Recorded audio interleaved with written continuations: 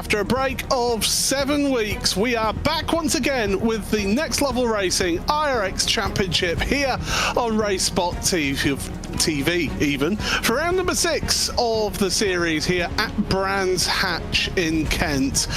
What an exciting round of the championship this proves to be, I've no doubt about that. Hello everybody, my name is Paul Smith. Alongside me in the commentary box is Ewan O'Leary for this week, and welcome back to the series, Ewan. Thanks very much. Pleased to be back again, and pleased to be back on home soil. I must admit, I haven't seen too much of rallycross racing around Brands Hatch, but this has got all the hallmarks of a good location, I think, for a rallycross circuit. Lots of rises and falls, a pretty technical and difficult road course circuit, if you want to call it that as well. So it makes sense to stick a few rallycross cars around here and go racing tonight. Looking forward to this first of a triple header to end the season. Yeah, absolutely. We started all the way at the back end of July at Lucas Oil's into the Indianapolis Raceway Park, Iowa, Sonoma, Daytona and Knockhill last time out. Then we're here at Brands Hatch today before the final 2 rounds over the next 2 weeks. Charlotte Motor Speedway and Atlanta Motor Speedway to round off this exciting, enthralling, sensational championship here. And well, to let you know, if you're new to the Next Level Racing iRX Championship, we have 2 classes of cars. We have RX Pro, which is open setup with no iRating cap, so drivers are free to do what they like with their car's setup. RX Am, however, they have a fixed setup and a 3,500 iRating cap. Today we'll be having 3-lap 5-minute qualifying before then heading into our heat races, 5-lap last chance qualifiers for those who don't automatically progress through to the 10-lap feature race, and that'll be in both Am and in Pro will that format. And here is the Am Championship, and Klaus Kreutzer, again, another winner last time out at Knockhill. That's 3 out of 5 main race wins for Klaus. He's got a comfortable lead of 50 points over Joshua Germany in the Am Championship, but look at how close it is for second place. Aaron Smith the second is there, just 3 points back, and Zachary Goddard only 9 points back off of second placed driver. Greg Johnson and Sander Antonsen basically together, just 1 point separating those two. Alex Otero with Ben Williams, Eric Dubois and Ellie Douglas to round out our top 10 in the Am Championship. So as I said, last time out at Knockhill, Klaus Kreutzer got the win, but there was some real action and craziness happened at Knockhill. Here at Brands Hatch, we've got the Joker lap just to the right there on the inside of that last turn. It's a really tricky Joker lap to get right there, Ewan. Yeah, and you know, we often talk about the Joker laps. I'm glad that the tradition of sort of having it being a longer lap necessarily is not necessarily the case anymore. It's very much about just where it takes you, really, and what the advantage or disadvantage is. It's a tighter line on the inside, but you get the feeling it's quite hard to get it stopped in time on the very inside there. It's a pretty tight chicane anyway when you run through the Surtees and McLaren on the normal road course layout, but going into an even tighter turn on the gravel should be very difficult. So interesting to see when they take it. That's always a fascination with these races, so looking forward to that. But first of all, qualifying, of course, where points are on the line, and if anybody's going to get near Kreutzer, then they're going to have to even look to these sessions to gain those points. Yeah, you feel that now for the rest of the season, Klaus Kreutzer needs to be not making it into that main feature race, and someone like Joshua Germany, who of course won not last time but the time before that at Daytona, has got to have any hope of getting that Am Championship here in this Next Level Racing iRX Championship by Racecraft. As across the line to start his qualifying now, Joshua Germany. Talk us through this lap then, Ewan. Yeah, turn one, a very sharp 90-degree corner with just one apex, really, and then you've just got to let this flow from one side to the other. They use the rear end of the car nicely on the dirt through here, but not getting anywhere close to the wall. Then just flicking it briefly on this short straight all the way up towards what I'm going to call turn two, although it's obviously just turn two on the normal road course. Over the jump down the hill, just to split this up a little bit before they go a little bit deep then into Graham Hill Bend. A big hairpin here, really, big switchback and a good chance to dive down the inside if at all possible. Although there's barriers either side of you, of course. Here's the Joker lap on the right-hand side. It's, as I say, going to be hard to get that stopped in time on the inside there, because it's pretty difficult road course even from this point. And as action there by Germany, who goes a little bit wide. He grabs it back for a late apex there, to be fair to him, but shows immediately the difficulties of that final little section there by just going a little bit wide.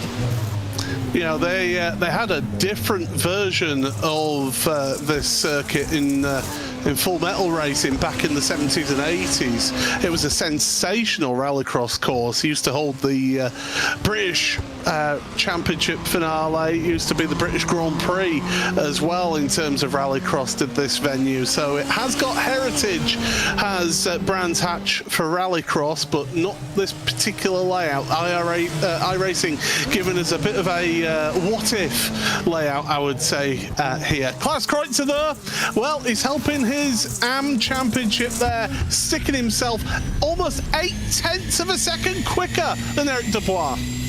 Yeah, and showing maybe why he is the current championship leader, because that is a sensational time. Nobody anywhere near him. Quentin Dall'Olmo probably has some more time left on the board, but just to see Kreutzer there through the first couple of corners, you get an immediate idea of quite why he's so far out in front, getting close to the barriers there through turns 2 and 3 on the dirt, but not quite touching the barriers as well, just absolutely inch perfect. He is a lot faster than the rest of this field by the looks of things at the moment. Trevor Teal just going second place. Greg Johnson came across the line getting his time, and Eric Dubois does not improve on his lap time. Gavin Smith, his one driver who's yet, in fact the only driver yet to set a lap time for us here. Alex Otero up into third place. Now depending on how many heat races we get, we've got 15 entrants, so if it's 3 heat races, Alex Otero would find himself pole position in their particular heat race. Yeah, and even if it's 2, it'll be on the front row, the front line, so that's a good place to be for Otero at the moment. As Smith just goes for the early apex there. That's why I guess some guys go wide early to try and get a late apex there if they get it a little bit wrong. Of course, you want to really keep it tight through the whole corner, to be honest, but Smith there just going a little bit wide through the second part. He goes over the line quite a few seconds off of the top guys. Can Eric Dubois get any closer to Klaus Kreutzer out front? He's less than a tenth behind Otero, which is maybe a more realistic goal. I'm not sure he's got it over the line with a 57.7. He will stay fourth. Otero across the line to finish off. That's their last lap time. No improvement for them. So there we go. Look at that. Klaus Kreutzer is going to be on pole position because Trevor Teal's not going to have the time to finish the lap that he's on here. So we have got ourselves a grid, and in just a few moments' time, we will take you through that first heat race qualification for you today. There was Trevor Teal giving us a bit of a look at himself running, but the checkered flag is out, and we are going to be all set then for 2 heat races then for you today in AM. So let's take you through your starting grid of this opening heat race. It's Klaus Kreutzer, Alex Otero with David Michael Kajvich and Jeff Cartwright, Joshua Germany and Joseph Pasucci rounding out the top 6. And then it's Solomon Burscheinger and Gavin Smith rounding out your 8-car grid. So, drivers getting themselves to the start then. The inside line is going to be the favoured line at the start of these races. Staggered 2x2 formation here, and we're just getting ourselves waiting on one driver, Josh Germany. There we go. So it's the first of 2 heat races here for you in iRX AM. Oh, now was that a little bit of a movement for Otero? He's gone early, gone very early. That's going to be a black flag straight away for Otero as they go into turn number 1 then. Hit the brakes, turn right. it's usually calamity through turn number 1, a little bit into the barriers on the outside, but through they go. So Kreutzer with Michael Kajvich and Germany fighting it out for what is effectively second place here. Yeah, it will be. Kreuzer's made a good start in behind Otero, not distracted. Fair play to the other 7, by the way, who saw Alex Otero get away early, and they didn't react. When you see someone going, when you're on the lights like that, it's very easy to react prematurely and go as well, but everybody else made sure that they didn't, and they get through that one cleanly. Over the jumps, over the bobbling inside of the circuit there for Joshua Germany, who takes the Joker laps alongside Pasucci as well, I think, on this opening lap. As they go across the line then to Otero, I think it was a case of, well, I've jumped the start, I might as well just go and try and get as much of an advantage as possible. 2 progress, so the top 2 progress. So at the moment, yes, Otero's in the lead, but he's going to get a big penalty. So it's Kreutzer and then Michael Kajvich, who are going to be the ones that automatically progress as things stand. However, Josh Germany, as you quite rightly said, has taken the Joker lap, as Joseph Pasucci. As well, here comes Kreutzer. Now, does Kreutzer know that Otero in front has got that black flag? Well, you'd think he will understand here, and he goes to the inside anyway. So difficult, but look at the way he goes through there. You can tell he's absolutely put the hours in terms of practicing here. Bobbles over the inside there, which is actually slower, despite the shorter route. Mikhailovich goes straight through into second position for now, but it was so obvious, so visible to everybody that Otero jumped that start there. I would imagine, I'd be shocked, in fact, if people don't realise he has got a black flag here in this race. Jeff Cartwright just behind Klaus Kreutzer. Remember, AM Championship leader is Kreutzer. Look at that, through Druids Bend they go. A lot of dirt down on the track, over the jump, then quick bit of asphalt, and then back to the dirt once again. Oh, clipped that anti-cut curb, did Cartwright, unsettled the car slightly, and Kreutzer down the inside at Graham Hill Bend. He's not hanging about waiting for David to go for the Joker lap. He's progressing forward himself. Yeah, he's taking the initiative straight away, and fair play to him for that. Here comes Kreutzer on the outside. He's going to get past Otero anyway. He's used that lap there to use a bit of clean air to get in front of Otero, who comes off of the bumps on the inside of the Joker lap, and Kreutzer leads this race with 2 to go. Now, if I'm David, I'm doing the opposite of Otero. In fact, no, I'm not. Well, automatically I am, because David hasn't taken the Joker lap. He's got to be careful, though, of Joshua Germany behind, because he's not too far back from David here. So Germany is very much in a shout for second place in this race yet. It's not over yet, as Alex Otero just getting things a little bit out of shape going through the left-hander at Graham Hill Bend. But Germany now, he's got it all on behind him, because Jeff Cartwright wants a piece of the action as well. Yeah, Mikhailovich, by the way, the only driver to have not taken the Joker in this race, and so they're effectively fighting for last chance qualifier positions now, I feel, between Germany and Cartwright for 4th and 5th. As they see the white flag for the last lap, they're not going to get automatic places. Well, I suppose unless Mikhailovich is close enough to them to be able to be challenged here on this last lap. Otero's not that far in front of the VW just in front here, so maybe it is still open for second place here. I'm thinking that David's getting held up here by Alex Otero, and this has brought Joshua Germany right into this, but Jeff Cartwright's wanting a piece of it as well. Down the inside in that Subaru. Through he goes. Beautiful move. Now, has that slowed them two down enough to allow Michael Kajvich to be able to go ahead? Well, either way, Klaus Kreutzer, he's not got to worry about that, because through the final corner he comes. He's going to see the checkered flag. He progresses through in first position to the main feature race, and Jeff Cartwright is going to be the one who takes that second automatic transition spot. Germany and Michael Kajvich are both going to have to do it the hard way. Yeah, they are. So it was a lot closer than, in fact, a lot more in the favour of Cartwright than I thought, to be honest. The gap obviously was not anywhere near enough in the end. Mikhail Karlovitz loses out by at least a second on that run to the line there. So Cartwright straight through, along with Klaus Kreutzer as well, who is into the final. I mean, again, you need to take points off him in the heats, and that hasn't happened here in the heat either.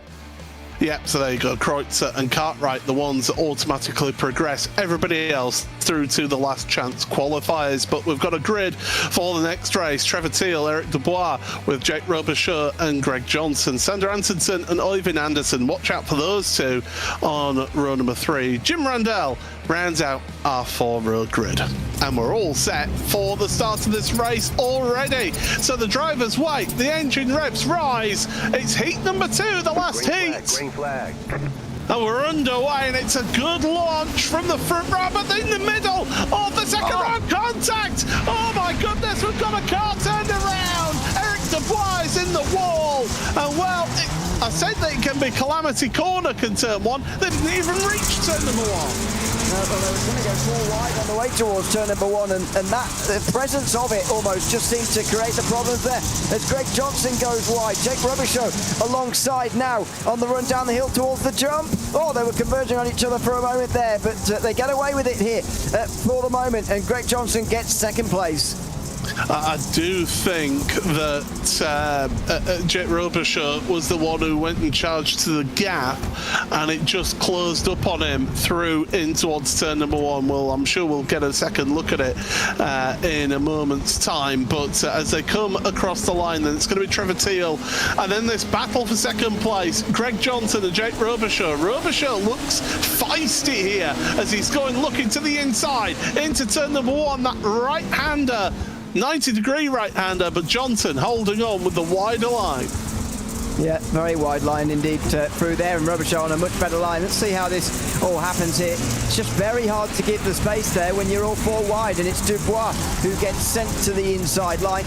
He already had to tow back to pit lane, by the way, and unfortunately, one of our top names from qualifying is going to be starting towards the back in a last chance qualifier coming up very soon.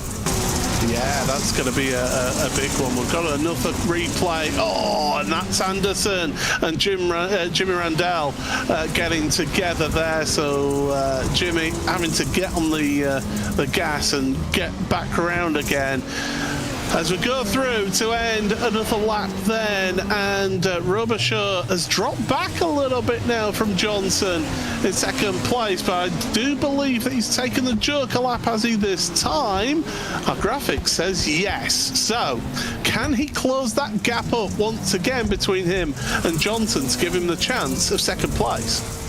Yeah, he's felt, I guess, that he was stuck behind Johnson there and he couldn't quite use his full speed while he was behind the 150.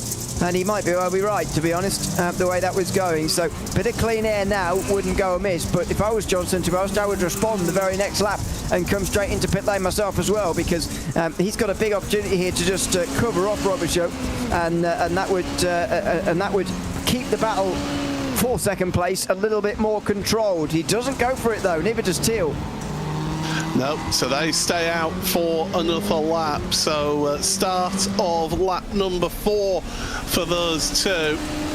They call it a start and finish straight here, but it's anything but straight at Brands Hatch. I can tell you that from actually walking around this track in the past. It's also very undulating here, as we'll look at Øyvind Andersen and Sander Antonsen together on track. Antonsen with that distinctive pink livery this time out for his Ford Fiesta, and he certainly stands out amongst the field there.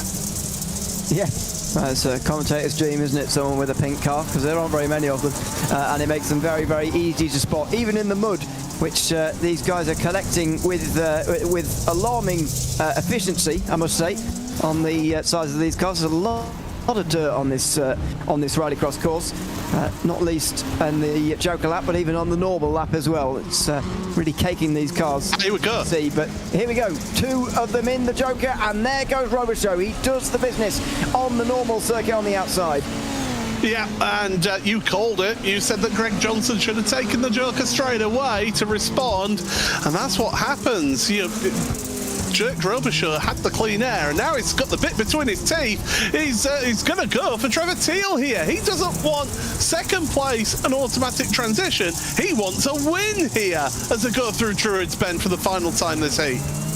Again, there's points on the line for this in the heats, so you've got to try and make use of this while you can. And Robichaud was really putting the pressure on Teal there through the first section. I don't think, though, he's going to be close enough now in the final bits. It's going to be for Robichaud now to not make any mistakes and make sure that Greg Johnson doesn't make a surprise late pass. Oh, he's looking, he's showing intent there, and Teal having to hug the inside line there to block the door onto the power, and Trevor Teal is going to be a race winner in our second heat of the day. Teal and Robichaud, they go through to the main feature race. Everybody else now scoring points in their championship, but going through to the last chance qualifier. It started off with a bit of carnage, but then we had some really good racing there in the second half of the race. Yeah, we certainly did, and that sets us up for the last chance qualifier, which the bottom 5 will all be going to. Yeah, Teal and Robichaud, they progress through to the feature race. Everybody else going into these last chance qualifiers, the first of which is happening right now. And in fact, we've only got one last chance qualifier here, so it's going to be a big grid then for this one. Germany and Johnson front row, Michaelovic and Anderson row number 2, Pasucci and Randell row number 3.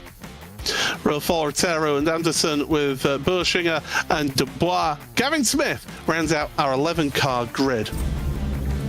That does mean that we get 8 progressing to the 8 progressing through to the main race then from this one. So just a handful miss out on this as we get ourselves set for this final race, this final last chance for these drivers to get through to the main race. Engine revs are rising. And we're underway. It's a slow start further back, but a good jump from the front 2 rows of the grid. Heading in towards that 90-degree right-hander turn number 1. Almost out of control there was Greg Johnson. He's made contact with David Mikhailovic, and around goes David. We've got a car upside down. That's Ivan Anderson. He's up and over, and it's carnage down at Paddock. And you only need to survive, really, with so many drivers going through from this last chance qualifier. You only really needed to survive. But no, they've all fired into turn 1 as normal. And the fact that Mikhailovic is still even remotely in contention here is a mystery, because he was definitely getting turned on the way towards turn 2 there. After contact with Greg Johnson, somehow he gets away with it all. Wow. Unpack all of that. There's only 5 laps. Oh, that's a daring move onto the Joker lap there. As Smith and Pasucci, Burschinger as well, fighting their way through the Joker lap then. So onto the brakes then. Oh, David's looking down the inside in that VW and looking to get the move done, or can he? Because here comes Jim Randell and contact. Bang! Shut the door, does Jim. And he holds on to that place again, and we've got Otero in the wall. Oh, we've got a car around.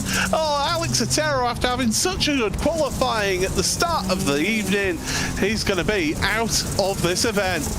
Yeah, and it all stems back to that jump start as well. He probably had a better chance of getting through in that heat than he did in this one. This is what happened to Ivan Anderson. Just goes down the line, doesn't it? That bit of contact just goes down the line. And it's Santa Anderson who just delivered the final blow. Remarkably, though, Anderson is still not that far away from making it in the top 8. There's damage to that car there, as Ivan Anderson has got a black flag now, so he's got dramas. And there, bang, contact with the wall. Yeah. It's been a little bit messy as this last chance qualifier, but with so many opportunities, I'm surprised to see such desperation from a number of these drivers. Yeah, as I say, you could have banked on the fact that 3 drivers would have had trouble in this race, I think, and so therefore stay out of trouble through that turn 1, 2, 3 section, and you'd be through. Now, that's very easy to say and a lot harder to do because it is so narrow with the way the barriers are positioned around this circuit, but nevertheless, nevertheless, it definitely could have done with a little bit more caution here. And you see it again here. First bit all fine, but Michał Kajewicz making contact there side to side with Johnson. Neither of those two really needed to get involved in any of that. They both survived, in fairness, but and to be fair, Anderson couldn't have done much about that rollover he just had there either. But nevertheless, I do think they could have taken a bit more care with that all there. And that's it. It all kicked off with Greg Johnson running very wide into turn number 1 from the start, and that just then induced the contact between him and David Makulkajewicz. As we'll look at this battling further down, Eric Dubois, Jimmy Randell, and also David Makulkajewicz there between the three of them. And remember, these are for grid positions. Contact between them. Oh, around the go. Eric Dubois is facing the wrong way. Oh my goodness, it's been one of those days. It's been quite brutal and bruising as this race, as Joshua Germany now under pressure from Greg Johnson. Now Germany had been the leader for most of the race. Sander Antonson's now the leader. Yeah, and this is why he's bobbled over the jump and he's just not quite settled on the landing. And you've got to be so careful of the wall here. Look at this. He can't quite get it round the wall properly. This is what we saw a moment ago. This is a bit unlucky, really. Two of them just converging on each other, and a very nice recovery from Eric Dubois, who will survive, and he will be in the final as long as he stays where he is right now. And well, it's a fight over who will win. Well, for me, it's Greg Johnson's in the pound seat right now. Although he's just dropped back a little bit from the lead too. He's got to be within a shouting chance. Now here's Josh Germany. He's trying to take the place, and he does, but that's bringing Greg Johnson into all of this. These two both have to take the Joker lap this lap, whereas Greg Johnson's got to be on the faster, more favourable line. Into clearways he goes, round the outside where he can get down on the power more and carries the speed out that final corner, and he's going to come across the line to take victory here in this last chance qualifier. It is Greg Johnson ahead of Joshua Germany. Eric Dubois into the grass and the gravel on the last lap. They all make it through, as does Joseph Pasucci. And who's going to be that last qualifier? Because Gavin Smith has stopped out there, so it should be Solomon Bershinger. Yeah, it won't be Smith, because you saw the damage to his car down on pit lane at the moment. Bershinger will cross the line in a moment and will finish in 8th position here and make it therefore into the final race of the RX Am evening. Will unfortunately be on the very last spot on the grid in its entirety, but nevertheless a good place to be in the final anyway. Well, it does mean we get a quick moment to breathe here, because it's Greg Johnson, Joshua Germany, Sander Antonsen, Jimmy Randell, David Makulkajewicz, Derek Dubois, Joseph Pasucci, and Solomon Bersinger, who all make it through. Everybody else, Gavin Smith, Oyvind Anderson, and Alex Otero, we'll say goodbye to them this week, but we'll see them next week in the Next Level Racing iRX Championship here on RaceSpot TV. Now, the drivers get a couple of minutes to just get reacclimatized to the conditions, because we reset the track here between those last chance qualifier and the main race. Just quick worth pointing out, if you are wanting to help support the championship and to get yourself some money off as well, check out Next Level Racing's website, and at the checkout use the code Racecraft for 5% off of orders in the US store. That's only available in the US store there for 5% off of all orders there. So check it out and support this wonderful championship. Ewan, we've got just under a minute. I think if you're the leaders of these into turn number 1 here, you're going to be keeping an eye on some of those drivers behind, because there's been some wild moves. Yeah, there certainly have been, but I just get to a point watching this as if to think what can you do about it when you're the leader in that scenario? It's very difficult if you're going to be Klaus Kreutzer and you're going to be leading the field on the way towards turn number 1, as I'm sure we're about to see here. The race for him is very much about getting through that opening lap or so, and then he can start to use his speed, which is just phenomenal, by the way. I mean, look at the way he's driving here, even in warm-up. It's just absolutely phenomenal.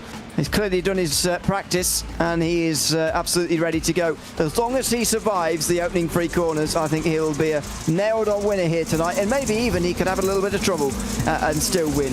We'll wait and see, of course, but he's got to be the overwhelming favourite. I think for the sake of the championship, Joshua Germany needs Klaus Kreutzer to have a nightmare in this main race, but it doesn't feel like that is going to be the case. That is for sure. Well, we are getting ourselves set then for the main race in RX Am, and we will take you through your starting grid here with Klaus Kreutzer, Trevor Thiel on the front row, Jeff Cartwright and Jake Robichaud, row number 2, Greg Johnson, Joshua Germany, row number 3. Fourth row for Sander Anderson and Jimmy Randell, with David Michael Kajvich and Eric Dubois, Joseph Pasucci and Solomon Borschinger. Round out your 12-car field. They're all set then for 10 laps of racing here at Brands Hatch. Green flag in the air, and we are underway, and it's a great launch on the inside of the front row from Klaus Kreutzer. Now, what can Trevor Thiel do on the outside into turn number 1, because he did have Jeff Cartwright challenging for position. Josh Germany's had a good launch at the start here. He's up then into 4th place, a gain of 2 places right from the start of this race. So far, so clean. Yeah, very good through the first lap here. We've always seen trouble through those opening few corners, but this time around it's all clean as Cartwright goes a bit wide. Joshua Germany's brilliant start continues as he barges his way down the inside into 3rd. Bullying his way through, but that is the way of rallycross.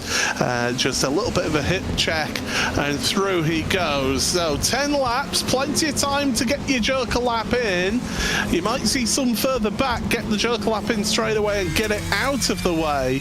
Everybody else though staying out there on track. I do believe it was David Michael Kajvich who has taken the joker lap on this opening lap as we go into that 90-degree right-hander, and Greg Johnson seems to have issues through that corner, doesn't he? Because Jeff Cartwright, launches over the curbs. He's all over the back of Johnson here.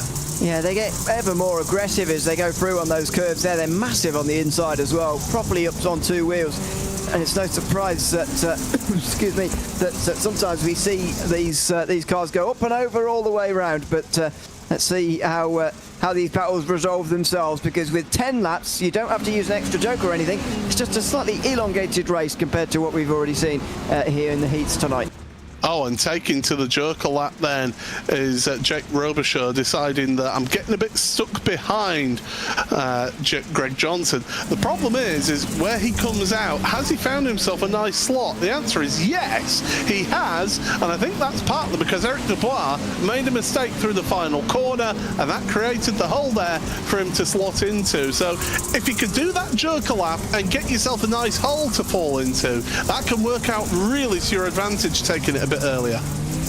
Oh, getting over the inside curve there massively from Eric Dubois this time as he puts the pressure onto Sander Anderson. Further up in front, Jeff Cartwright looks like he's got in front of Greg Johnson, but none of the top 5 have taken their joker just yet. It'll be Jake Robichaud who replaces one of these 2 in the top 5.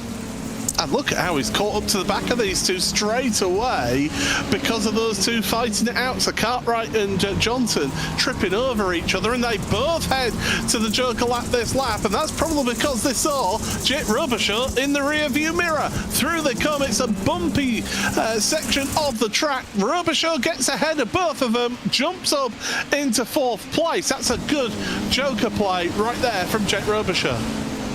Yep, certainly is. And that's what's promoted him to 4th place. That was really close. They're not going to get to these guys, I wouldn't have thought. This is Germany versus Thiel for 2nd position, but it's all happening behind Klaus Kreutzer, who is leading this race very, very comfortably, approaching the halfway mark. He's 3 seconds ahead. I mean, he's in another postcode. And we can see a postcode here. Oh, that was wild. That was real wild from Jeff Cartwright. Off he goes at Graham Hill Bend, and he's going to have to find his way back onto track. Oh, and he's struggling. He had to wait there, and it's nothing more worse feeling than having to wait for others to come through. Yeah, it is really frustrating, and obviously the way you find yourself there on the inside just before turn 5, on the run down the hill there is really frustrating as well, because of the way that wall is. Obviously you can't just cut the corner and miss that whole bit out, but unfortunately, and this is how it happened, by the way, just getting loose over the jump and spinning to the inside. So difficult to go over that level because it's not very far off the corner, that jump down the hill there. The thing is, the jump isn't necessarily throwing you up in the air, it's the fact that the road drops away, doesn't it? So it's a bigger fall than you would imagine when you do land, and you get your landing wrong, and we've seen multiple people now throughout the races tonight have issues on that landing. Yeah, that's absolutely true. You don't need much of an elevation. In fact, you just do it at a level gradient, and the gradient of the natural gradient of the road will just send you up into the air, and therefore they do jump quite high. As I say, it's so hard to sort of judge that going straight out of the corners, because so many of these corners, especially on the dirt in these rallycross cars, are about sliding the car around, feeling comfortable sliding the car on the dirt. And when you're sideways, obviously, you're not going over the jump exactly straight, and that's exactly what that jump requires, not far off of that gravel section. So it's so difficult to get right. Now here's the driver who took the Joker lap at the very start of the race, David Makokajewicz, then a driver from Poland trying to work his way through. Now Eric Dubois has yet to take his Joker, so David should find himself ahead of Eric in this race at least, and Greg Johnson not that far ahead of them now in 5th place. Johnson, where he started at the moment, in that 5th place, as others around him. Trevor Teal's showing us 1 place down at the moment, but that's because he's taken a Joker lap, whereas Joshua Germany has not, although I do get the feeling Klaus Kreutz has taken the Joker lap on this lap, so the leader's got the Joker lap out of the way, so we can get a good feel of the lead here. But yeah, big moves in the field. Eric Dubois up 4 places. David Makokajewicz is up 2 places as well. Big issues at turn 1. Boschinger got into the side of Jeff Cartwright, who did a very good job of saving that through turn number 1. There was just contact on the entry there.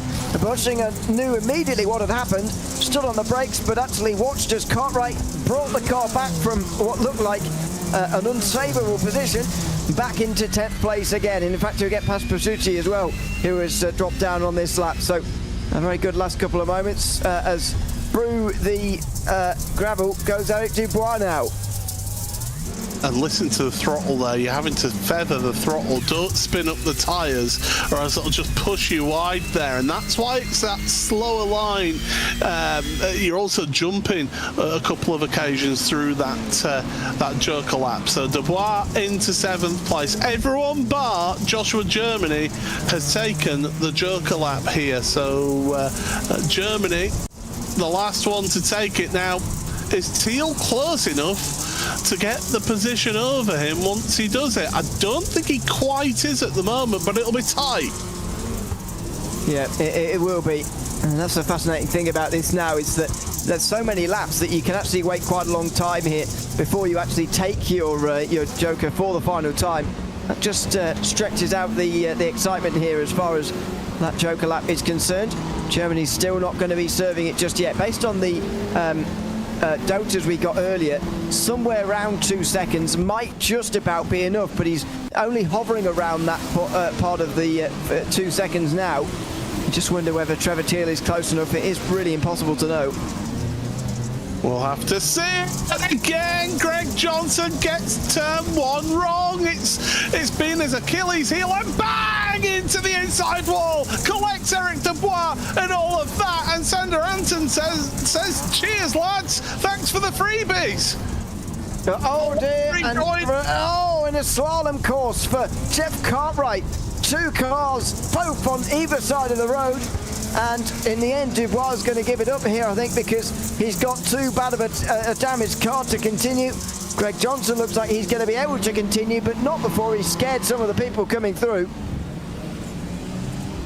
My goodness, wow. Final lap then started for Klaus Kreutzer. He's going to come into turn number 1, and what a day has been for Klaus. The AM Championship leader is going to be extending his lead once again here in this championship, and well, Klaus has been absolutely imperious all the way through this evening's proceedings here in the Next Level Racing iRX Championship, brought to you by Racecraft. And, well, maybe just a slight scrape of the wall there about the only thing that Klaus has got wrong all evening. Eyes are firmly back there to Joshua Germany with where he comes out in his jerk lap taker. But through the final corner then, Klaus Kreutzer is going to be your AM winner once again for the 4th time this season. Klaus Kreutzer is an AM winner in the Next Level Racing iRX Championship.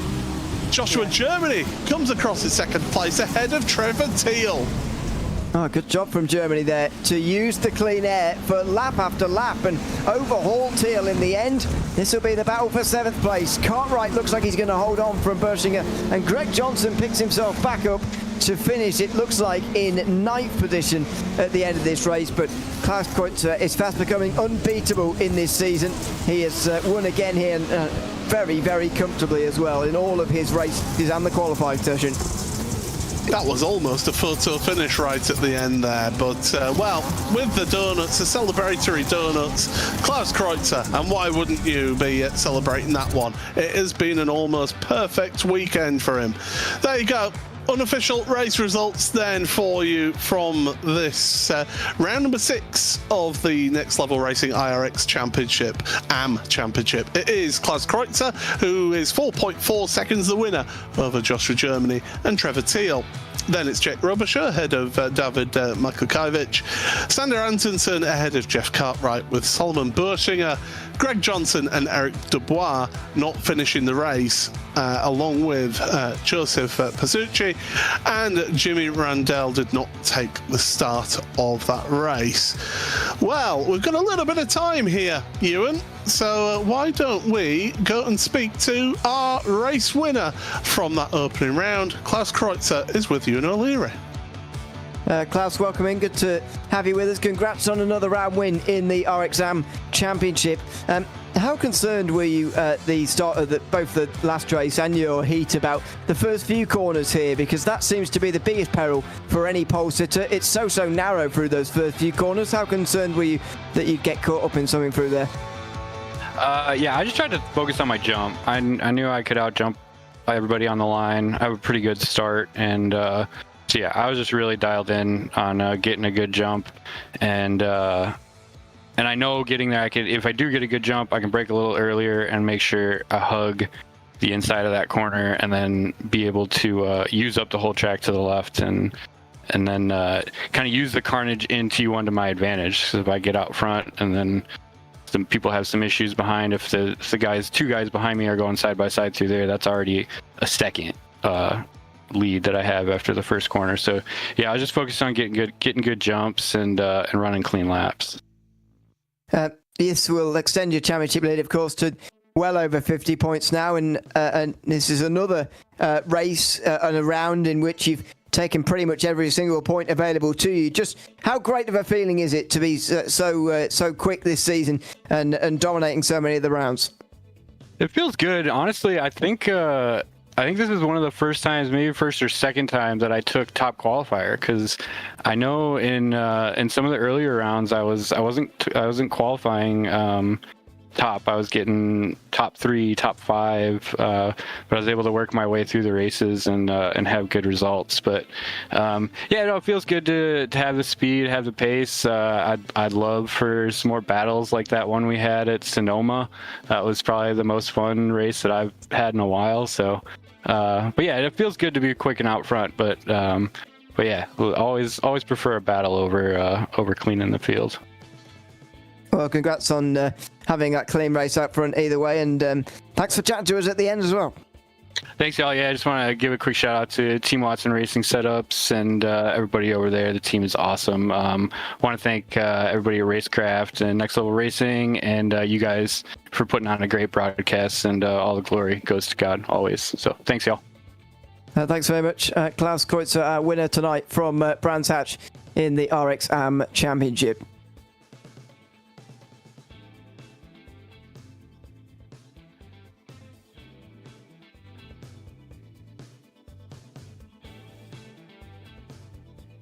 I don't know if we've lost you in there for momentarily, but we'll jump in with Joshua Germany, who is the next in. And Joshua, you had to do things a little bit the hard way here today, didn't you? So, yeah, that's... It's certainly been a tricky one, but still, second place in the main race. A great result for you in the end. Yeah, very, very happy with the feature getting second place. My whole round was sort of a tale of two halves. My qualifying, I messed up my quickest lap, and the heat race, I sort of understeered into the Joker, which isn't ideal, which cost me advancing through. And then the my last chance qualifier span out of the lead and managed to get second. So I started from sixth when if everything went to plan, it would probably been a fourth starting place, but I was never going to beat Klaus. So I'm happy that even with all those things going on, I still managed to probably max out what I would have got if I'd have performed better in the previous races. But what a launch, though, in that main race, though, at the end there, because you were able to get a couple of places on lap number one and then just progress your way forward. You must be happy with how that main feature race went for you. Yeah, I found throughout the season, I feel like my strongest asset is my starts. And I think sometimes luck plays a bit of a part in rallycross races, because if you're three wide, for example, when you get into turn one, all hell's going to break loose. But I find when I do get to turn one, I've only got either one car beside of me or zero. So usually I find that I capitalise quite a lot through just being lucky and getting that initial good start. So that definitely does help me get a good finishing position, definitely. Well done on the result here in this main race today, and all the best for next week. Thank you very much, Paul. There we go. That's Joshua Germany, and now Ewan O'Leary's got Trevor Teal. Trevor, welcome in. Good to have you with us as well. Third place tonight after that final race. Talk us through that battle with yourself and Joshua Germany there. The battle, I say, wasn't really a battle for a while, as one of you had taken your Joker and the other hadn't. Did you feel confident that you'd have the place, or were you resigned to the fact you'd be third? No, I definitely felt like I was going to be third. He got up on me pretty quick, and I was like, I'm making a business decision right here, and we're going to take third. So I took the Joker, let him take the long route, and then, yeah, it just worked out that way, and I'm pretty happy with it. I think I did about 15 laps of practice. So, yeah, I'm really happy to be in the interview booth right now. Well, yeah, congrats on another top three. What were you sort of expecting at the beginning of Brands Hatch as a round? What do you think of the circuit? How did you think it would go pre-practice? I didn't think it was going to go well, but it did, so I'm stoked. And I usually don't like this track, but when I podium, it's pretty okay. Well, congrats again, Trevor, and thanks for chatting to us at the end. Yeah, thank you guys. Real quick, just want to thank Channel 199, Track Racer, Racecraft, all the guys on the team. They've been kicking butt, and yeah, we're excited to go see them kick butt in the pro class. Absolutely. Trevor Teal, there's third place tonight in the RX Am race from Brands Hatch. Ready to go now for RX Pro coming up next. Yeah, just final thoughts on the AM races there. For me, there actually wasn't too much sort of carnage-wise or particularly bad driving. Yeah, there were a couple of incidents, but overall I thought the action actually was very good, very clean. Yeah, I thought so. You know, we always talk about, well, I always talk about turn 1, 2 and 3 here because it is so narrow and you can have so much trouble. And yeah, we did have one or two problems in terms of the starts, that's for sure. But, you know, it was, yeah, for the most part, pretty clean. What I'm hoping to see from RX Pro, though, is maybe a little bit closer of a battle for the win and some closer battles generally throughout the field, actually. Because this track's so difficult, I think the field got a bit more spread apart than what we saw in RX Am. Well, we are set then for the Next Level Racing iRX Championship Pro category now. We've seen the AMs take part, now it's time for the pros. And leading the championship then by 10 points is Beau Albert ahead of Jacob Rafos, with Alari Lamintivu in third place, joint third with Evan McFarlane. Joni Paloniva is then in fifth ahead of Oisi Peltola, with Josh Fox, who's had to miss a few rounds of the championship, getting a good result last time out at Knockhill. Josh Edmunson ahead of Kieran Lifflander, who took the win in the main race last time out at Knockhill, and Matt Adams rounding out your top 10 in Pro. Now, the big talking point for me here is that there is no Beau Albert. So the championship leader is not here today. Yeah, and that really gives Rafos, Limansivu and McFarlane, I would say, the only three who could probably take that off him tonight with a good race result. And as far as I can see, they are all here. So there may well be a change of championship lead, but Beau Albert's going to hope to and have to really be back for the next 2 weeks. Otherwise, he's not going to have any chance of winning this title, which at this stage, I think he does have a decent chance of winning. It's been such a close season, though. You notice the difference between RX Am and RX Pro championship leaders. They're on the same point system, but Klaus Kreutzer are well over 100 points. Beau Albert is not even touching 90 yet. It's pretty low scoring in RX Pro. That suggests it's close. Oh, Quentin Dall'Olmo, what a time to jump on board with him when he hits the wall on his outlap here in session. It's worth pointing out, of course, in the pros, we have got a number of drivers who have competed in the old iRacing iRX World Championship Series. So there's a lot of experience in iRX here on the grid. We are talking a high standard of drivers in this championship. This Pro Series has been really, really competitive throughout the season. Yeah, absolutely. We see it time and time again when we come back to the Racecraft Rallycross Championship. It's always the best of the best and some really fantastic driving. So I'd say some of the best of the best. And look at some of the different lines they're using as well. At least Dall'Olmo is. He's going a little bit wider around the hairpin there at the top of the hill, just using a little bit of the gravel on the outside. It's a slightly different type of gravel on the outside than the dirt that has been scattered on the normal road course. Yeah, it almost sort of grabs the back of the car when you slide it in, just to help the car then straighten up and get onto the power a bit easier on corner exit. First lap times are coming in. Evan McFarlane with a 54.0, Zach Blanche 54.8. So McFarlane setting the standard so far in terms of lap time. Paloniva's half a second off of the fastest time right now. Quentin Dall'Olmo timing. Oh, Alari Lamintivu just off of Evan McFarlane's lap time, so the numbers are coming in thick and fast.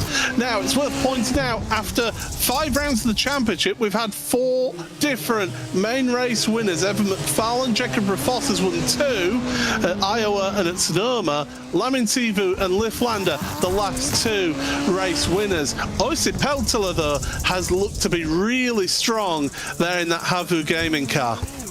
Yeah, and we've seen so many names up towards the front at various different times over the course of this season, whether that be in individual heats or whatever. It's all about being there at the very end, though, and being there at that very final race. That's where, first of all, most of the points are available, and that obviously helps in the championship stakes, but also for a round victory, which, as you say, has been shared about a little bit this season. And that's, part of the story as to why it's been a lower scoring RX Pro Championship, but low scoring championships in a motorsport context often mean exciting ones because nobody's running away with it.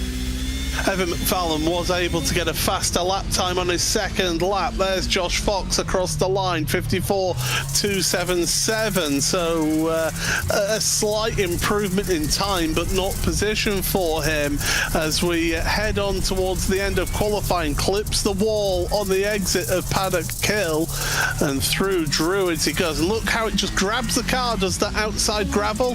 That just straightens them up to get on the power. And look at him throwing the car sideways into Graham Hill Bend. Kieran Lifflander has bound themselves up into third place now in qualifying, so moving up the field here in this one. Last few seconds are here, and the last couple of drivers to set their last lap times. Yeah, we've not got much left in this session at all, as Josh Fox now comes out the final corner. Very smooth all the way through. These RX Pro guys are absolutely fantastic on that.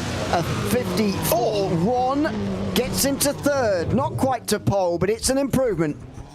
It certainly is, and that should be everybody's lap times. Thomas Poulsen, I don't think is going to make it to the end of the lap. No, he's not, because remember, when the clock strikes 0 here in heat race qualifying, that's it. That's the end of qualifying. But Evan McFarlane, what a couple of lap times for him. The only driver to make it into the 53s, a 53.873 compared to a 54.020 for Ilari Laminsivu. So yeah, some really close lap times there as we head out of qualifying, and we're going into the first of 2 heat races. We've just got the 2 heat races today in the Pro Series, so it's McFarlane and Fox with Palaniva and Rafos, Dall'Olmo and Blanche. And then it's Peltola and Winkler with Poulsen rounding out your 9-car field. 18 drivers are competing here in Pro today, and well, open setups for them, Ewan, so pretty much everybody bar Joshua Darnell are all in Subarus, so there's going to be very little between drivers. Yeah, certainly, and there's a massively stacked in terms of talent field here as well. As far as the championship contenders are concerned, Rafost and McFarlane are both in here, and they're both up towards the front, and not all of the big names are going to be able to get into the feature race straight away. Some of them will have to go through the last chance qualifier, and they'll be desperately trying to avoid it in these first 5 laps here. Well, remember, Jacob Rafost, don't write him out, is a 4-time champion here in the Next Level Racing iRX Championship. Thomas Poulsen won last year's RX Am, so make sure you keep an eye out for him. But the drivers are all set then. Engine revs rise. We're all ready for the first heat race here, and we're underway in Pro, and it's a good launch from the front row, but second place, the second row of Palaniva is coming through here. Contact through turn number 1. They've got side-by-side action, and Rafos working his way forward in all of this. We've got 3 wide on the XF paddock, a little bit of contact, and around goes Palaniva. Oh, bang! Rafos forcing his way, trying to force his way through on Fox here. Fox, though, holds on to that second place. Oh, and another spin in the background for Dall'Olmo as he went down the hill. They were all crossed up as they went down the hill that time round, and it's a miracle that they all got down the jump, and it was only Dall'Olmo who had trouble. But Fox with what could be a really important bit of track position there. Oh, contact between Blanche and Peltola now. Oh, and that's going to... Oh, Winkler's got caught up in all of that. Well, it's the top 2 who make it through automatically into the main feature race, and Winkler almost making contact again there with Peltola. But it's McFarlane who's got a comfortable lead, but then it's Fox and Rafos. These two have been robust with each other. This was basically a case of 2 heavyweight boxers getting their jabs in right there at the start of the race, wasn't it? Yeah, and Fox managed to stay in front, which could be really, really crucial, and I think he sees the importance of that as well, going through the opening corners, I should say, of this race. Here it is from the air again, trying to work out how Palaniva got spun around like this. There's all sorts of weird stuff going on there, but anyway, Palaniva got spun to the inside on the way towards Druids at the top of the hill, and then down the other side, Dall'Olmo goes over the jump.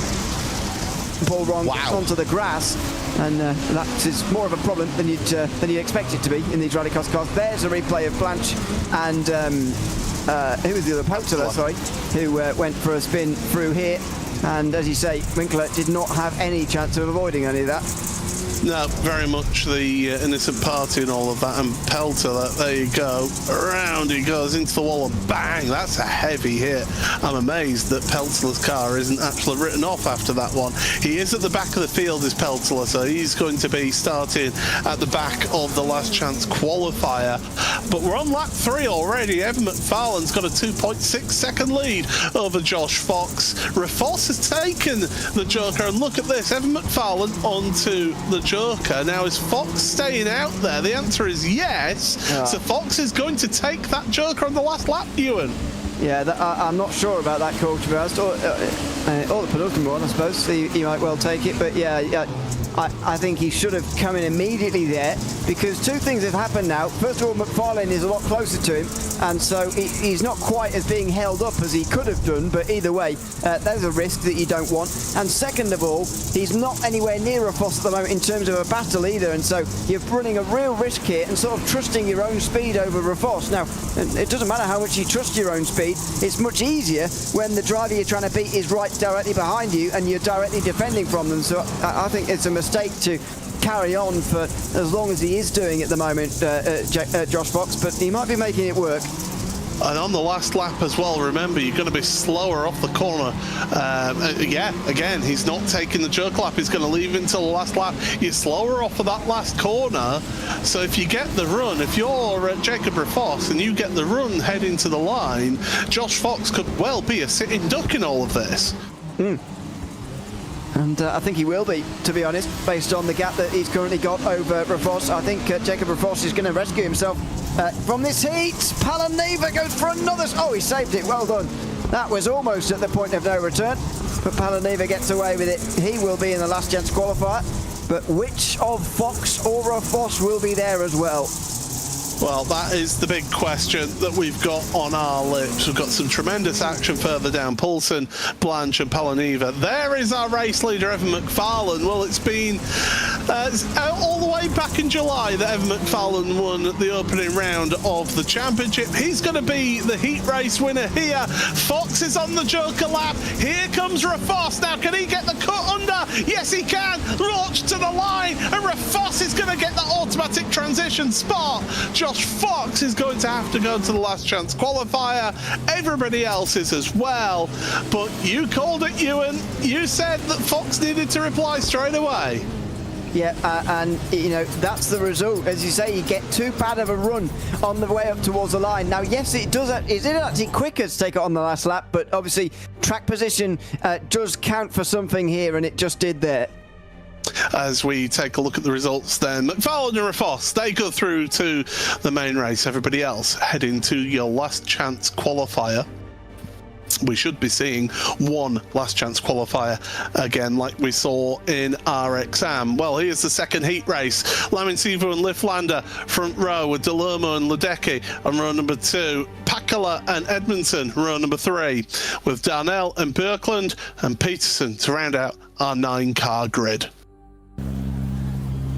So again, to progress from this heat race, and we're getting set then. Drivers coming to the grid, a 2x2 staggered formation here at Brands Hatch, which means that if you're on the second row, you can get a good launch, but the problem for you, Ewan, is, as we saw in the AM races, you can end up then getting pinched. Yeah, we saw it was heat 2, wasn't it, in the AM races, that we saw a real pinch between 4 drivers on the way towards turn 1. Look at that pit exit there, the way it narrows the entry towards turn number 1. It makes it very difficult. Here we go then, heat number 2 of the evening then for RX Pro.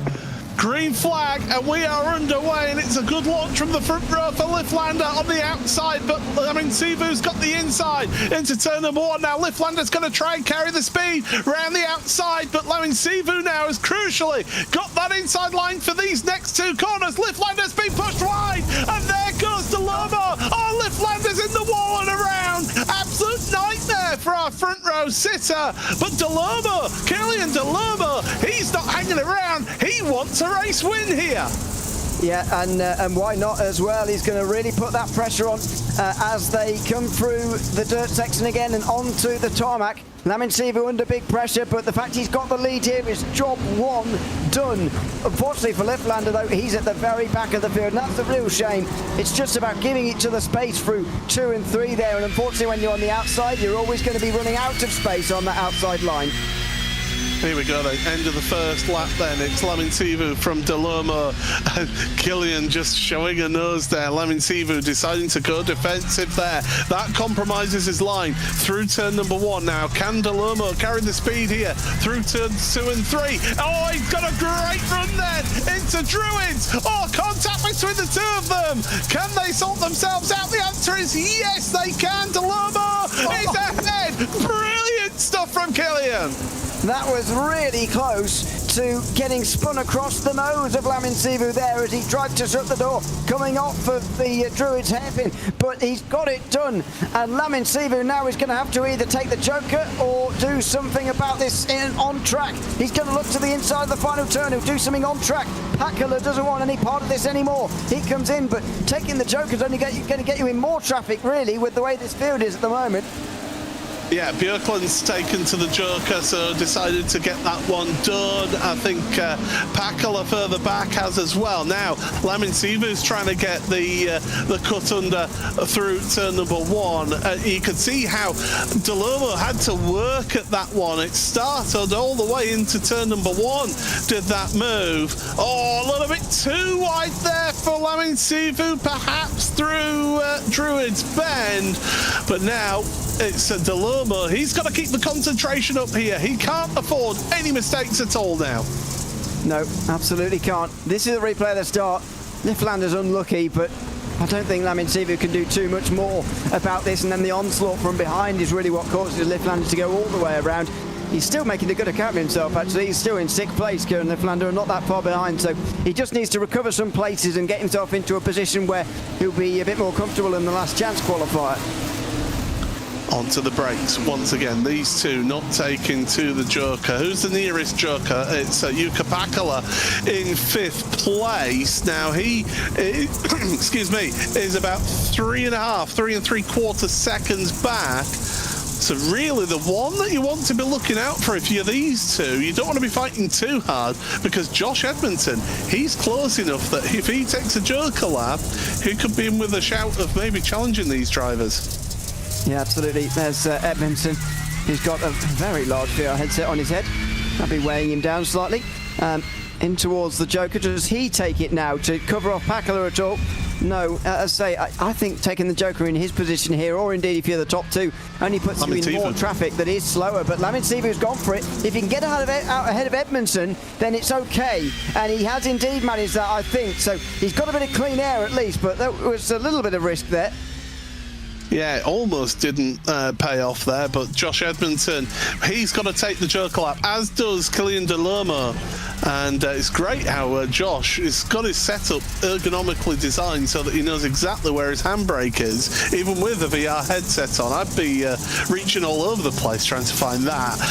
But the gap that we're going to be looking out for then is Killian Dall'Olmo to Laminsivu. Now, the only downside to Laminsivu taking the Joker that lap is that he's got Josh Edmunson just in his mirrors, just half taking his concentration away, so he could lose time. But here's Dall'Olmo then, after a brilliant, sensational, wonderful move in the early going of this race. Can he hold on to the lead? He's going to be slower off the dirt here, and here comes Laminsivu, but he's going to be too far back, and it's Killian Dall'Olmo who wins heat number 2 here today at Brands Hatch. Along with Laminsivu, they transition through to the main race. Great race between those two, but they both advance. Edmunson is going to be in a decent position when the last chance qualifiers begin in just a moment. But it's all 3 of those championship contenders who are looking to take that one off Beau Albert at the start of the day, who have advanced here, along with, of course, Dall'Olmo as well, who are straight into the final now for the last chance qualifiers. Well, we have got 2 last chance qualifiers. We're getting 2 of them. Dall'Olmo and Lamintivu then, who make it through to the main race. So we've got 2 last chance qualifiers. It's Fox and Poulsen ahead of Blanche and Palaneva, Winkler and Dall'Olmo, Quentin Dall'Olmo that is, with Oisi Petula rounding out the 7-car grid. We are going to be seeing 4 progressing from this race, so 3 miss out on this grid as we're waiting for the final couple of drivers to head onto the grid. Hello to Beau Albert, by the way, who's watching from down under, well, the Pro Championship leader watching on here today as we all set then for the first and last chance qualifiers. Remember, top 4 make it through. Green flag. It's a green flag, and away we go. Awful start from the front row, from the outside of the front row for Poulsen. Contact! Oh, and it's him and Blanchard get together. Oh, and Winkler's around as well. It's the top 4. The top 4 only have to make it through, keep it clean, and you're practically there. But wow, what a start to this race for Josh Fox. He's running away, saying thank you very much. See you later. But Zach Blanche now ahead of Quentin Dall'Olmo and Yoni Palaneva. Yeah, Peltola is the one on the outside looking in at the moment. You'd expect Josh Fox to be favourite in this field to make it through, and it looks like he is going to manage that comfortably here. But what about the others behind him? Who else is going to be joining him? Who else is going to be coming into the Joker this time round? I thought Peltola might do it, the back end of the field. Dall'Olmo has decided, though, from third. He goes a bit wide, in fact, through the Joker there. So Peltola will gain a little bit of time on him. Through goes Palaneva into third, as these top 5 fight over those 4 places in the final. And again, it was a poor start from the front row that started the carnage, and it all came together at turn number 1. Dall'Olmo and Peltola then, as quite rightly said by Ewan O'Leary, my commentary partner. Here we go then. So it was going defensive, was Poulsen. That kicked it all off. Winkler then gets collected in all of that. It's one of those starts. It's not a straight line into turn 1. People think it is, but it is slightly curved into that turn number 1 at the start of the lap there, Ewan. Yeah, and you know it's I think accentuated by where turn 1 on this racetrack is placed. It's closer to the curve and the pit straight there, so that makes it even more difficult on the way into turn 1 here at this circuit, if it isn't difficult enough already. Here comes Dall'Olmo looking to get third, back ahead of Palaneva again, and it looks like he has done. So Blanche will be helped by this battle for third, and Peltola will be helped most, because these two need to get single file, and they'll both be in the last race. If they fight, then they're inviting Peltola to overtake them. Don't forget, though, of course, it's grid positions at play here as well. So, yes, you do want to automatically get through and transition through to that main race, but you want to finish as high up as possible to get the grid position as well for that main race. So that's why you're seeing these two fighting tooth and nail, and Oisi Peltola, who's had a pretty ordinary day, if we're honest, by his high standards. He's on the outside looking in, going, yes, come on, keep fighting. But Dall'Olmo now has just been able to pull a gap over Yona Palaneva. Yeah, and again, that's not helpful for Peltola, really. He really needs to speed up now and get close to Palaneva out front. You'd imagine Fox and Blanche are going to leave this until late, but you'd imagine it either way, whether they leave it late or go for the penultimate lap, that it's going to be the first and second positions occupied by them. Can Peltola, though, get this 4th position? This is the big battle now between himself and Palaneva, and he turns underneath him, coming through turn number 4. He doesn't like that really wide line, does Peltola. He doesn't use that gravel like Palaneva does, and it lets him alongside pretty much every time. The problem is you don't get the launch off of the corner taking that tighter line, do you? Whereas taking that wider line, you can carry that little bit more speed and get the launch off of the corner. But Palaneva really struggling at the moment now, not having fun out there, and he's feeling the pressure here from Oisi Peltola behind him. Leader comes across the line to start the last lap. Zach Blanche in second. You imagine that those two are going to automatically transition, but who is going to be the final spot here? Palaneva taking the tighter line through turn number 1. Peltola doing everything he can to try and get past, but he's lost time here. Yeah, he's just got on the wrong line there. You could just see the shade of the dirt changes when you're slightly off the racing line, and it gets very tricky. And that one mistake from Peltola has probably cost him a chance of the top 4. So then, as we look towards the front then, Josh Fox, well, he's had a much better time of it in this race. He didn't really put much of a foot wrong in that heat race, but in this last chance qualifier, it has all worked out perfectly for him. He's going to take the win then in the first of our last chance qualifiers, with Zach Blanche then rounding out in second place. Quentin Dall'Olmo and Yoni Palaneva rounding out your 4 car that will go through to the main race. But wow, what an opening last chance qualifier, and we've got it all to do again in the second last chance qualifier, which will come up in just a few moments time. Let's take you through the results then of that one. It's Fox, Blanche, Dall'Olmo and Palaneva who make it through. We say goodbye to Peltola, Winkler and Poulsen. So let's take you through to the grid for the final chance to make it into that main race. Edmunson and Pakla front row with Darnell and Ledecky road number 2. Liv Lando will be feeling gutted about how that opening heat race went alongside Peterson, with Björklund, Kim Andre Björklund rounding out your 7-car grid. Again, 4 cars make it through, so we'll be saying goodbye to 3 drivers. Waiting for the last driver to make it to the grid. That's our pole sitter in all of this. But Lifflander, I think Ewan is going to be the one to look out for. He looks quick. He was lucky in that heat race. In fact, we'll hold that thought because we're all set then for the last chance qualifier. This is the last opportunity to make it to the main race. Engine revs rise. Green, green, green.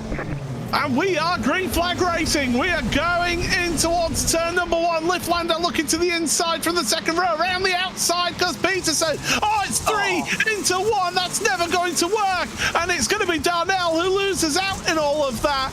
And well, Lifflander taking it through into 3rd place ahead of Ledecky, who is dropping down the order. Peterson in 5th ahead of Björklund, but it's Edmunson from Pakala, from Lifflander and Ledecky. Those are the 4 who are in. It's up to the others to get through.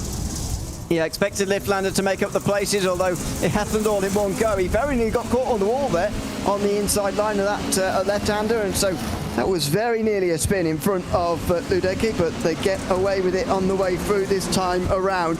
Edmunson will lead the field through to the end of lap number 1, and in the end it's been a relatively clean rest of the opening lap. Unfortunately, Joshua Darnell fired it down the inside of turn 1 though. In the end he was the only real casualty from turn 1 anyway.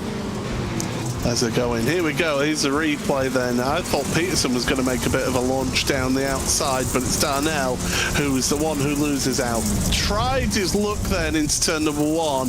The only driver not in a Subaru in the Pro Championship here this week, and he's down there in 7th place then. So Edmunson, Pakala, Lifflander and Ledecky is your 4 in right now, and Peterson is just not really showing the pace at the moment, is he, in 5th place, to try and challenge for that top 4? No, and that might well be the way that it stays. I think the front 4 that we currently have were probably favourites coming in here. If you were to pick 4, certainly in the case of Edmunson and Lifflander, you'd expect them to make up 2 of those 4. And that might well be the way that it stays over the course of the next 3 laps. But they could fight amongst themselves, and that could open things up, because as you mentioned earlier, the positions here do matter in terms of grid order. And that's what makes rallycross so fascinating, is that you don't have to qualify every single time. You have to race your way into a good starting position for the next race. And they're going past just making it into the top 4. Lifflander wants more, and he gets through into 2nd. That was a robust move, a little kiss on the back of Jukka Pakala's car, then robust, forceful down the inside of Druids and makes it through on corner exits. A Lifflander, I said he was one that you wanted to keep an eye on in terms of pace here in this last chance qualifier. He's looking forward now to Josh Edmunson, wanting to try and charge down. He wants a win here. You can tell by the body language of Kieran Lifflander. Yeah, and again, it would just help that starting position again. But yeah, just for the for the confidence as well, it would be massive to get a win as well. So he's going to be pushing. I'm not sure he's quite going to have the speed though to overhaul that amount of time over Edmunson and pass him as well in the amount of time, very limited time we've got left in this race. Yeah, we're on lap 4 already of this race, so time running out there for Kieran has been keeping the pressure on the fastest lap of the race as well to Kieran, so he has got the pace there. Now, for me, if you want in any aspirations of going for a lead, you do something different to the race leader there. I think he's now settled into that second place. He realises that he's not got enough here to get past as we start the last lap. Yeah, it doesn't necessarily want to do something really massive to try and get this position. As Packler rather confusingly takes his Joker on the penultimate lap. Doesn't look like it's going to matter because he gets just in front of Ludecky anyway, who now pushes him, and maybe it will matter. There's a look down the inside, and Ludecky's going to be a bit concerned about this because Kimon Björklund's not that far behind, and Ludecky's still got to do his Joker lap just yet. Yeah, you've got to be careful with that. Don't get embroiled in too much of a fight as they keep kissing between the two of them at Graham Hill Bend, and it's going to be Ludecky then heading on to the Joker lap, but heading on and through his Joker lap then is our race leader Josh Edmunson, then onto the power out the final corner at Jim Clark curve, and he takes victory then here in this last chance qualifier. Josh Edmunson ahead of Kieran Lifflander finishes second. Jukka Pakala is going to finish third ahead of Nick Ludecky. Kim-Andre Björklund absolutely lost in that race, so Björklund's not going to have any chance of challenging, as Russell Peterson and Joshua Darnell will be the last two to finish this race. Well, what a series of races it has been here tonight in the Next Level Racing IRX Championship. Josh Edmunson, Kieran Lifflander, Jukka Pakala and Nick Ludecky, the ones who qualify through to the main race. We say goodbye to Peterson, Darnell and Björklund. We'll see them next time out at Charlotte Motor Speedway. But Ewan, we've got now 2 minutes of warm-up for the drivers to get themselves set up, and for those who are in that first heat race, it's been quite the wait for them, hasn't it? Yeah, it certainly has. Been 3 races since then, so yeah, quite a wait for them. They'll be glad to get back out on the circuit again, just for a couple of laps, just to feel things out once again. But as far as favourites are concerned for this race, very hard to know who is going to take home the title. I mean the round win, of course, but they will have also be in the championship lead if Rafos, Laminsivu or McFarlane, depending on results, of course. With Rafos getting a bit of a head start, he's probably most likely to take the championship lead. The race winner could well take that championship lead at the end of this race. It will be very interesting to see if any of them do manage that here. That's why the stakes are so high. The others, those three are not going to get much of a chance to gain points on Beau Albert like they're going to get here in this race, and so they've got to take it. I tell you what, we have got a stacked field as well, though, for this main race. I mean, McFarlane, Dall'Olmo, Rafos, Laminsivu, Fox, Edmunson, Blanche, Lifflander, Dall'Olmo, Quentin, that is, Pakala, Palaniva and Ludecky. This is a stacked field. I mean, any of those drivers, if you were to see them in a public lobby of an IRX race on iRacing, you'd be thinking, well, I'm not winning. But to see them all here together in this field, what a joy it is for us to call on this one. Yeah, and as we've already seen, to be honest, in some of these heats, we've seen some, and the last chance qualifiers, we've seen some very strong fields, considering how small the fields are. The concentration of quality in some of those races was pretty unbelievable. And, you know, yes, there were not any particularly big shocks with people going out early, I wouldn't say. However, that only means that this final is going to be absolutely stacked in terms of quality. And yeah, it's going to be a very, very exciting race. Obviously, dictated slightly by where these guys are going to start the race, of course, as it always is. However, it's still going to be quite a show.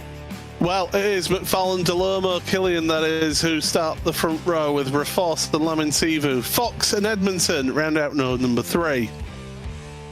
The Fourth row of the grid for Blanche and Lifflander, with Quentin Dall'Olmo and Pacala, with Palaniva and Ledecky rounding out your 12-car grid.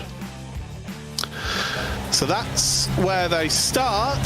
Where they finish, well, you'll have to wait 10 laps time before we can give you the result of that. It has been a pleasure to have you back after 7 long weeks away.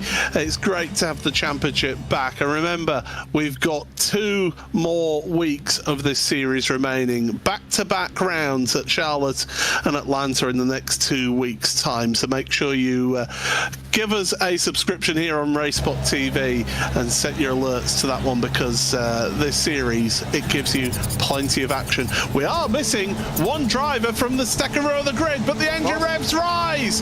Here we go. Green, green, green. Green flag, we're underway, and it's a great launch then from the front row from both of them. And Dall'Olmo going to go around the outside a bit too deep into turn number 1, and that allows Evan McFarlane to hold on to the place as Laminsivu. Fox is through, is he? No, he isn't. Lifflander, as we've got a car in the wall. I think it's Edmunson. Blanche is involved further back as well. McFarlane running wide through Druids, up over the jump for the first time. Very, very wide indeed. That was big contact with the wall at turn 2 there, though, right in front of the pack. Oh, and a shove out wide for Quentin Dall'Olmo. That was rude. Kieran Lifflander it was, who gets straight through into the top 5. He knows that he's behind the 8 ball a little bit because of his last chance qualifier appearance, which means his grid position is not so good, but he's already into the top 5 with that aggressive move. Edmunson is out of this race, and yeah, so we did have a non-starter as well in all of that. And as we go across the line then and start the second lap, oh, that was a bit ambitious into turn number 1 there by Dall'Olmo. Holds on to that 6th place for the time being though as they come through the chicane. Back up the hill, we have lost, and you're right, it was Jacob Raffos. That's quite a big one to lose as we'll look at the replay of the start. So, clean into 1 itself, it was the run to 2 that was the problem. Somebody gets caught up on the inside here. Oh, and it's... so 3 actually getting spun around and delayed by this, and the one who actually has to tow, I think, is Josh Edmunson.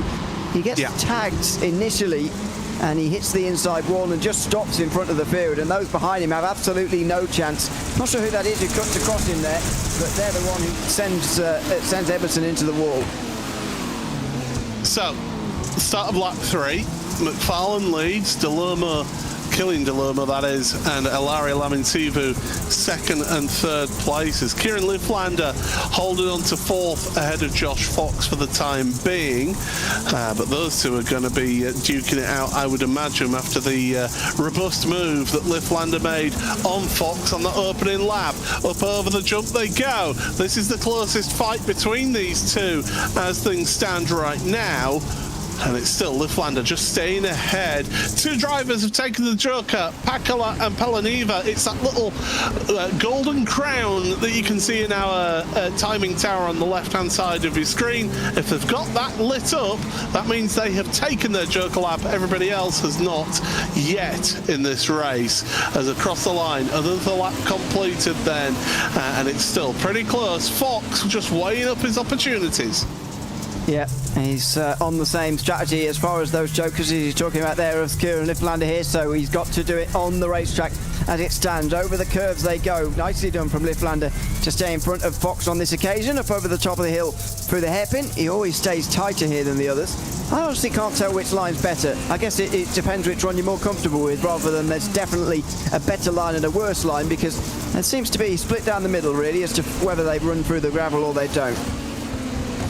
I suppose it depends on the style of driving as well, doesn't it? Fox seems to like to keep it a bit clean as he takes the Joker lap this lap. So Fox deciding, I'm not going to get past, stuck behind Kieran Lifflander, but if I can get a bit of clean air, which he does have here, nice bit of clean air to slot into, nobody around him. Everybody else, Quentin Dall'Olmo back, are just way off of this fight for 4th place. This is just going to be Josh Fox now, head down, putting in lap after lap.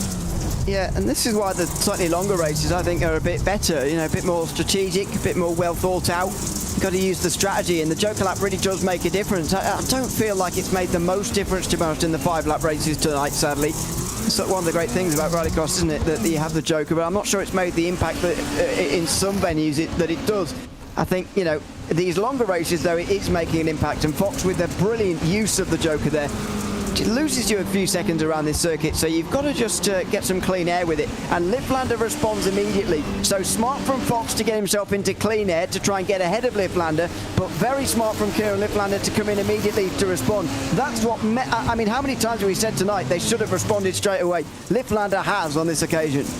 Yeah, you're just cutting down on the opportunity for that car behind to get a run on you, and yeah, you're absolutely spot on there.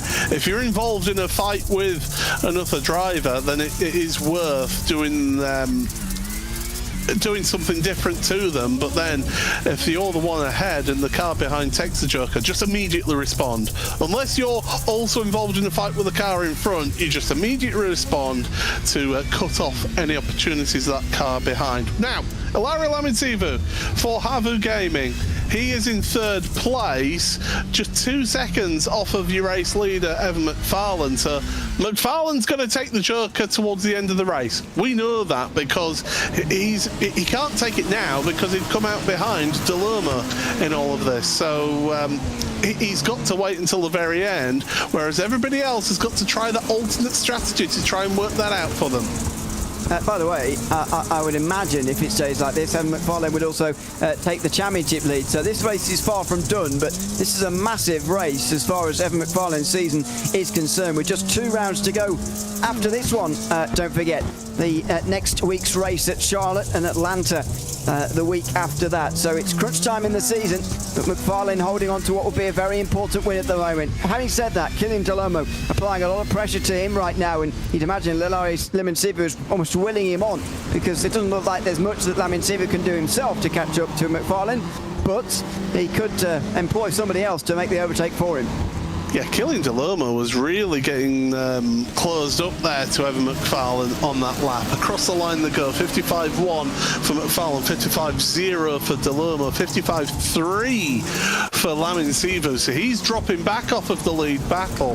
So really it's between McFarlane and Kilian Dall'Olmo. And look at Kilian there just keeping the focus on.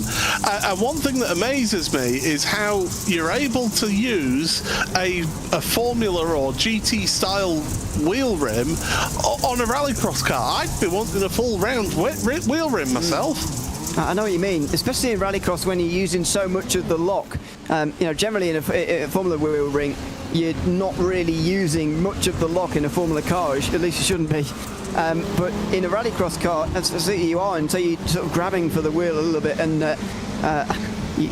I would want the circular wheel as well, but there you go, whatever he's comfortable with. Maybe it's even a sign of even further talent that he has, that he's able to use this car with such control on what some would describe as inferior equipment, but maybe he's just more comfortable that way anyway.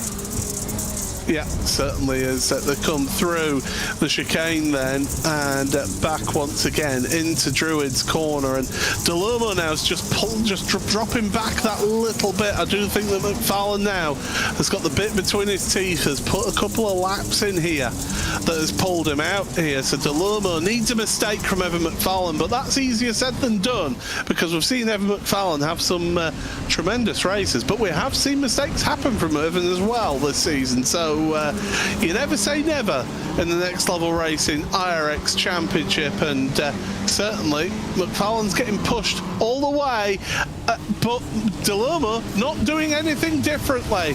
He's going to take the Joker lap on the last lap along with the other top 3.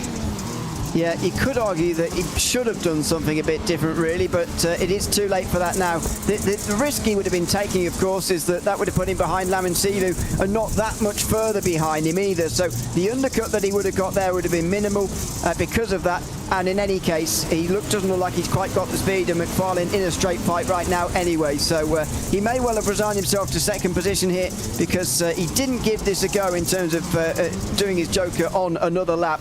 McFarlane has just controlled this very nicely. He certainly has. As at the front then, Evan McFarlane into the Joker. And the Team Watson Racing Setups driver just jumping over those little jumps there onto the asphalt once again. And Evan McFarlane is the race winner of round number 6 of the Next Level Racing iRX Championship.